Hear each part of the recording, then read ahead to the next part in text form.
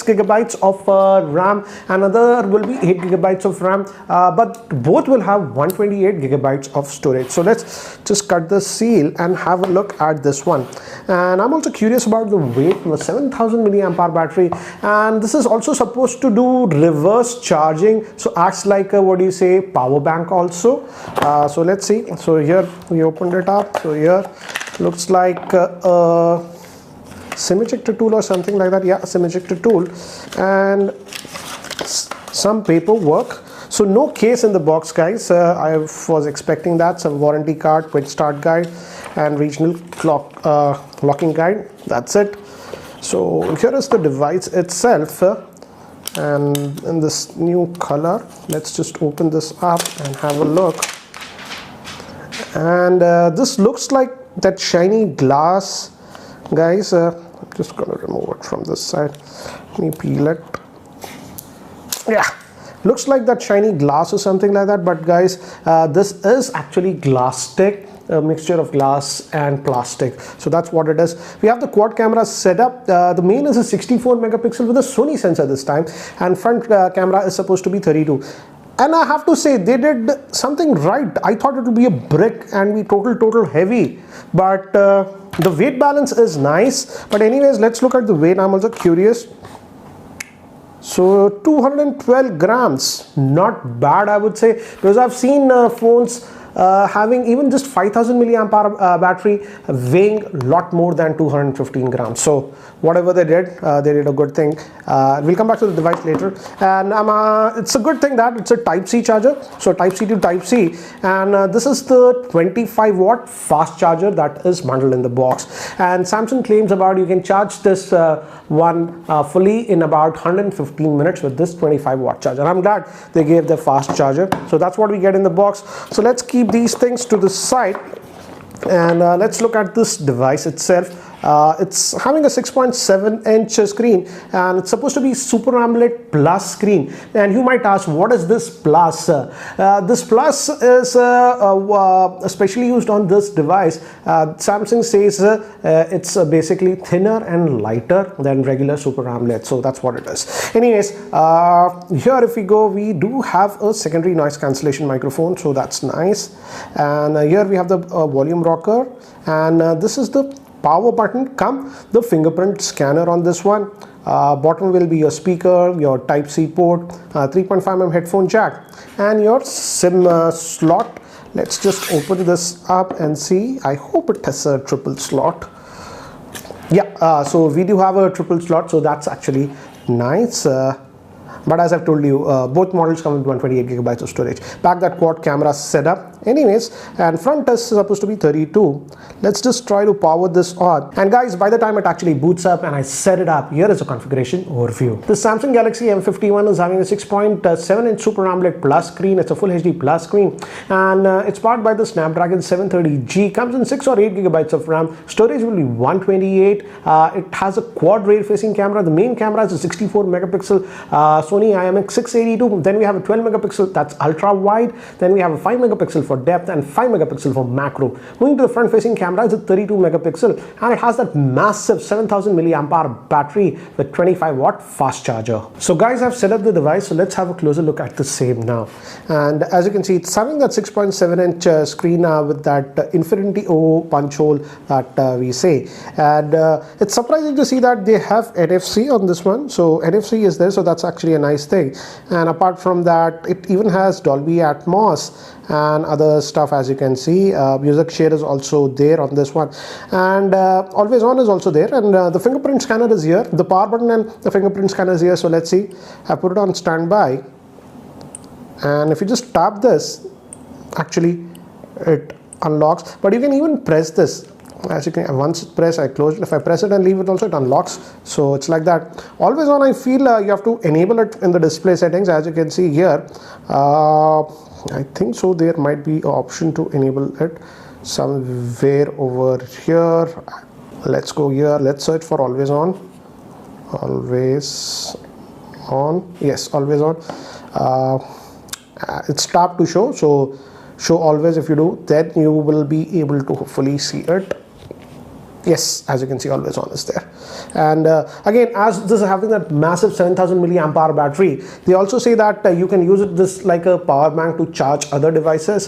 For example, let's try that. So this is the USB Type-C cable that came. I'm just going to put it here, and let's bring another device and let's see if it charges. And yes, as you can see, it started charging this. So you can definitely actually charge other devices with this one. So that's actually nice because it has that massive 7000 milliamp hour battery, and that Snapdragon 730G processor is very efficient. So I would say even most users should get around 2 or 2+ days worth of battery life on this one. So that's what it is. And again, it's having an AMOLED screen, so the blacks look really inky black. And of course, Samsung apps, Google apps are pre-installed, Facebook is installed, some Samsung stuff is there. And if we go over here, some junk is installed, as you can see, Candy Crush, all those things, Snapchat was there, Daily Hunt is there. Let's see if we can uninstall some of the junk apps. Yes, as you can see, Daily Hunt, I was able to remove it. So you can uninstall some of the junk that is actually pre-installed. But let's see how much storage do we get. I haven't installed anything yet. It's just doing its updates, as you can see over here. And if we go to storage, device care, it will be here. Storage, about what do you say, 104.8 gigabytes of space will be available to you. So that's regarding the storage, but I feel storage should not be an issue because we do have that dedicated micro SD card slot on this one. So let's just move back over here, and again, this typical Samsung UI that you're getting. If you go to about the phone and if you go to software information, One UI version 2.1 and Android version is 10 on this one. So that's what we have. So this is typical stuff that we have. Now let's also look at the camera. It's a quad camera setup. Main camera is a 64 megapixel. Then we have a 12 megapixel that's ultra wide. Then we also have 5 megapixel for macro and 5 megapixel for depth. So let's fire up the camera and let's see. So it gives you help, couple of modes and all those things. Again, tap to focus is there, and you can adjust the exposure from here and directly jump to the wide angle. Actually, it's very wide, 123, as you can see. And because of this what do you say, Snapdragon 730G, it's very fast. And I'm happy to say that we have that single take also, and this is was generally found in the higher end phone. So you just do a single move like this and move on. It takes multiple shots and you just move for like this. So I think so it takes about 7 or 9 photographs and 3 videos. So with a single stuff you get a lot of, for example, let's see in gallery, I have to allow, as you can see, it took multiple shots, for example, even video and other static shots also. So this is great, wide angle, everything it takes in a single. So again, this is great for important events. So that single take option is there. I think so it works even with the front facing camera. Yes, for front facing camera also it's there. So nice to see. Again, video we have and more. So we have pro mode also on this one, macro of course, yes, and you can drag, guys, from here. I think so if you want the mode over here, you can drag it and save it here. And now as you can see, the macro comes, and yes, of course you can go very close with the same. Anyways, I'll just revert back to the regular one, and let's look at the front facing camera.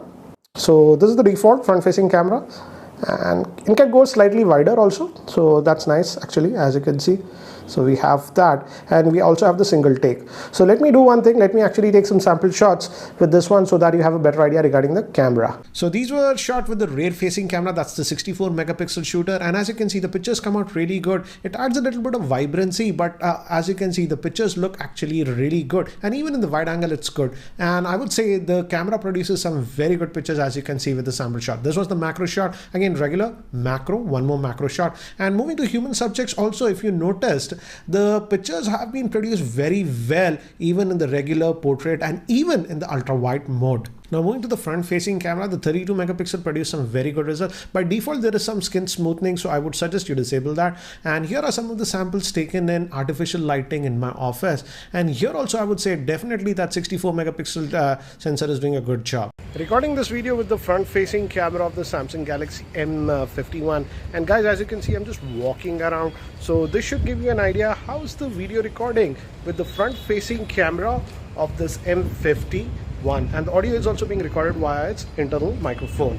So guys, that's it for now for the unboxing and first look at the Samsung Galaxy M51. So what do you guys think about this smartphone with that massive 7000 milliamp hour battery? Do let me know in the comment section below. Anyways guys, that's it for now. Thanks for watching. This is Ranjit and I hope to see you with my next video. Take care guys.